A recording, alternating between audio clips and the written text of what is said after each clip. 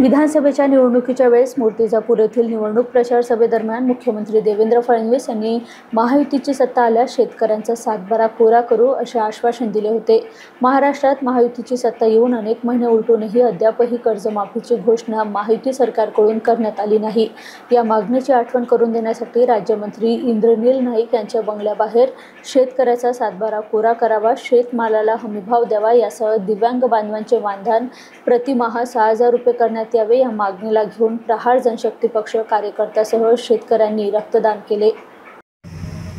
सर्वप्रथम मी त्या संपूर्ण महाराष्ट्रातील जनतेला स्वराज्य रक्षक छत्रपती संभाजी महाराज जयंती निमित्त शुभेच्छा देतो आणि छत्रपती संभाजी महाराज यांच्या जयंतीच्या अनुषंगाने आज पूर्ण महाराष्ट्रभर माननीय बच्चूभाऊ कडू यांच्या आदेशाने जे विधानसभेच्या वेळेस देवेंद्र फडणवीस यांनी आमची सत्ता आली तर आम्ही संपूर्ण महाराष्ट्रातील शेतकऱ्यांचा सातबारा कोरा करू असे आश्वासन दिले होते।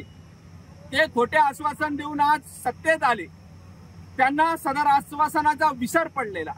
या आश्वासनाची त्यांना आठवण करून देण्यासाठी आज आम्ही पुसद येथील राज्यमंत्री इंद्रनील नाईक यांच्या बंगल्यासमोर रक्तदान करून आंदोलन करत आहोत। आम्ही म्हणतोय की हम तुम्हें खून देंगे, तुम हमें कर्जमाफी दो।